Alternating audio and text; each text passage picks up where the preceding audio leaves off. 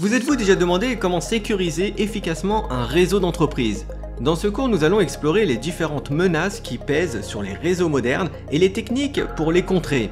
Nous allons découvrir ensemble pourquoi la sécurité ne se limite pas à une simple porte verrouillée, mais nécessite plutôt une compréhension approfondie des vulnérabilités et des menaces. Alors préparez-vous à apprendre comment protéger vos données face aux utilisateurs mal intentionnés.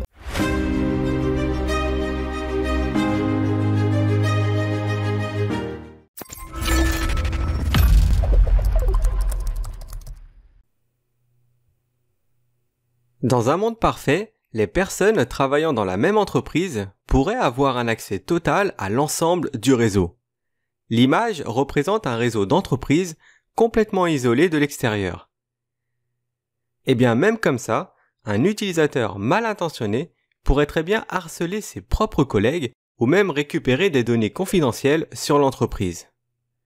De plus, ce type de configuration, limitée et cloisonnée, n'est plus du tout utilisé de nos jours. Les entreprises d'aujourd'hui ne sont plus fermées et s'ouvrent vers l'extérieur.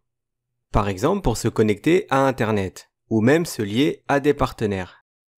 Les employés voudraient aussi certainement pouvoir être mobiles en étant connectés à l'entreprise, aussi bien de l'intérieur que de l'extérieur. Et l'entreprise pourrait aussi fournir un accès limité au réseau à ses invités. À mesure que le réseau et sa connectivité se développent, comme le montre l'image, l'entreprise aura plus de difficultés à gérer ses propres frontières et maintenir une sécurité. Avant de commencer à sécuriser un réseau, il faut d'abord bien comprendre les menaces. Considérez qu'un réseau d'entreprise est vu comme un bloc de mur fermé. Il n'y a même pas de porte. Tout est fermé du sol au plafond avec des matériaux très solides.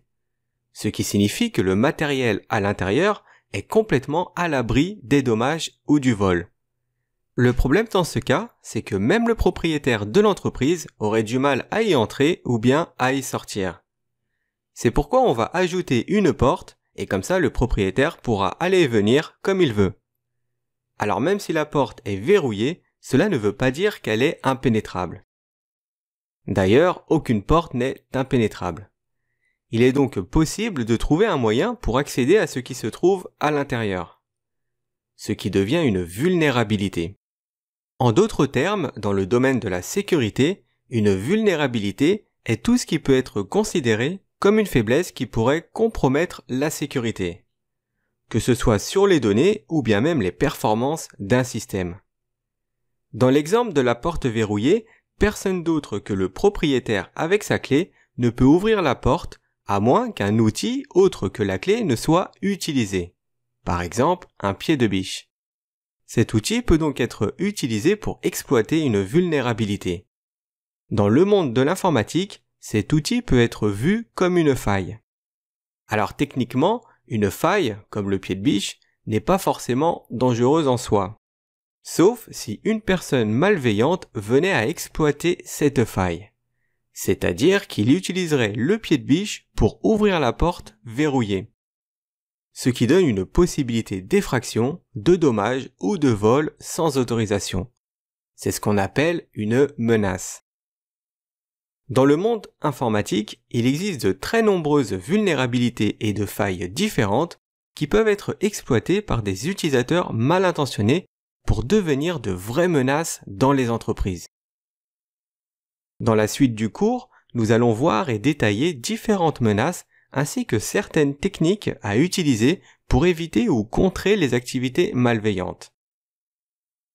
Pour rester sur l'exemple de notre porte, on pourrait penser à ajouter de nouvelles serrures, changer le cadre de la porte ou même pourquoi pas mettre un système d'alarme pour détecter les intrusions et alerter les autorités.